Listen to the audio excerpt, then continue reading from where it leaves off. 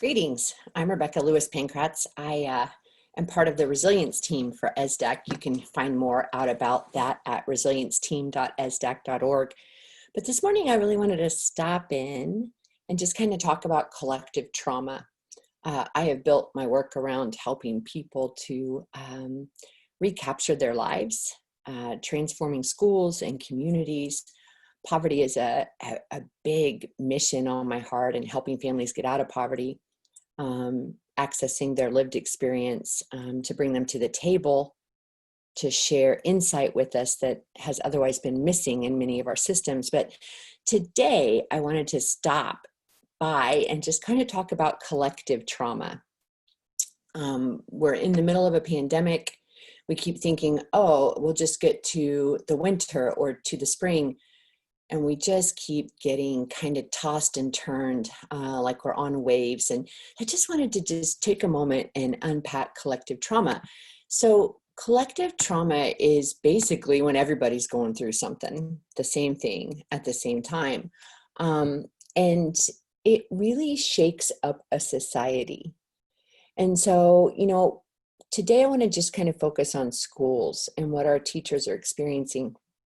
So typically schools are very forward thinking. They're always kind of looking for what's next, how do we improve, how do we get better? And it is just an incredible experience when you spend time with public education to realize that our teachers and our administrators are always looking for that thing that will serve kids better. Typically they're planning a year or two out, how to improve the mission, how to shift the mission. I've been so blessed to be a part of public education in the last several years and just kind of witness this experience. Many schools in Kansas and beyond are on the journey to becoming truly trauma informed.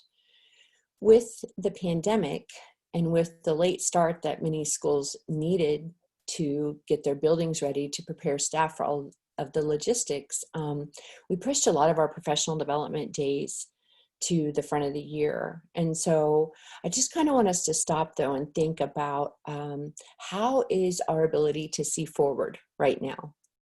Can we see 2 weeks forward? Can we see 3 months forward, 6 months, 2 years?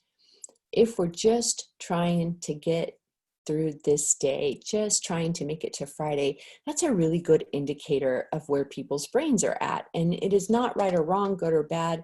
When there is a sense of survival for human beings, we really begin to kind of hone in on the present and just try and survive there.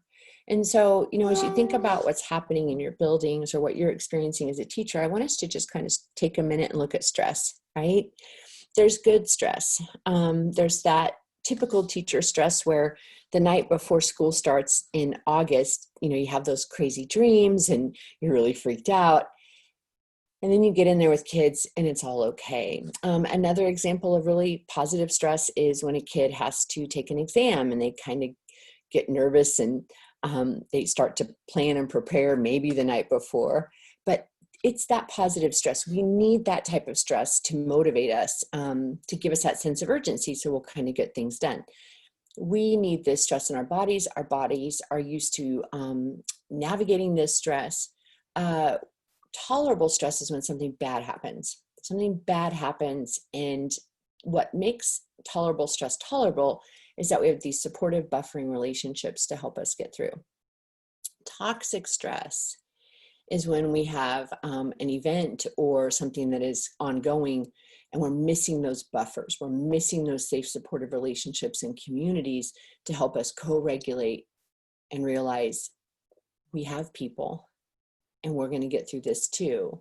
So, as you think about the components of stress, I always kind of like to boil it down. So the components of stress, the anatomy of trauma, what activates our fight or flight response system is a sense of powerlessness and overwhelm. What shifts trauma to toxic stress is a sense of powerlessness, overwhelm, and isolation.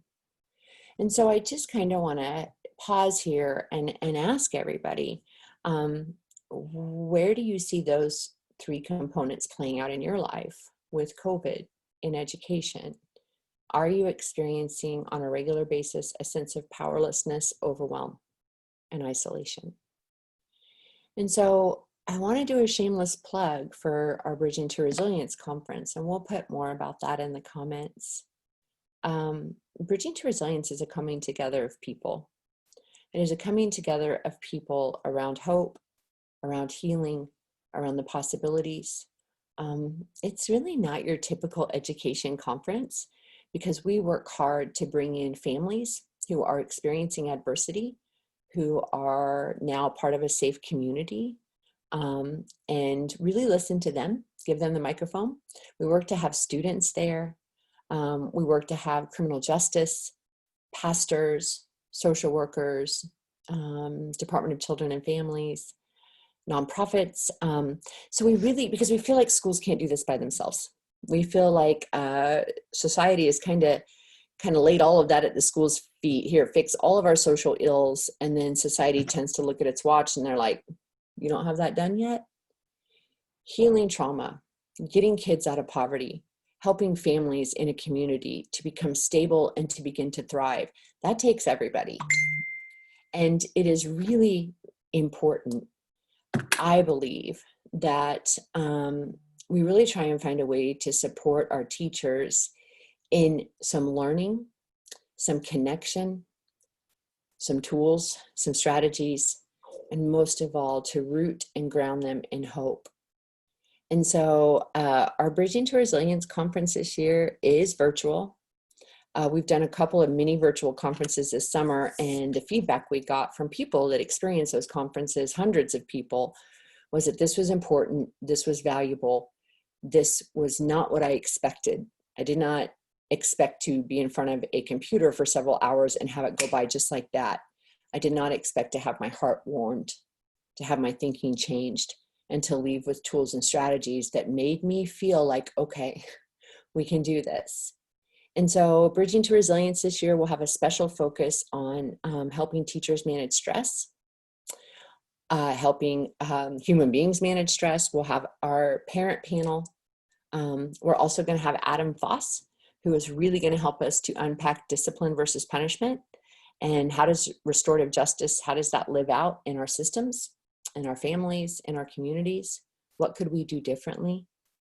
And then of course we'll have Jim Sporleader with us, the amazing Jim Sporleader from Paper Tigers. And Jim has been working as hard as everyone else since COVID hit to really figure out how to support schools as they figure out how to support kids amidst all of this chaos. And so I just want to invite you to be a part of this, to just check it out on the website. The other cool thing is that we realize that getting subs right now is just, there's a lot of challenges that we're facing. And so we do have an on-demand option. So you can register for the conference. And if you can't be there on the 2 days that we're going to have it, I think it's November 12th and 13th. If you can't attend those 2 days, or you can only attend part of it, you're going to get all of the sessions recorded in a course. So you can go back and look at them anytime. You can use them for professional development. You can get college credit. So anyways, I just wanted to stop and remind you that together, there may be this thing called collective trauma that we're all experiencing, but there is also collective hope. There is also collective community. And we don't want you to miss this, because we know that many people in many different sectors, and especially schools, are feeling pretty beat up right now, feeling pretty insecure, and there's a lot of stress. So don't miss this. Come and be with us. We need you. Until next time, bye-bye.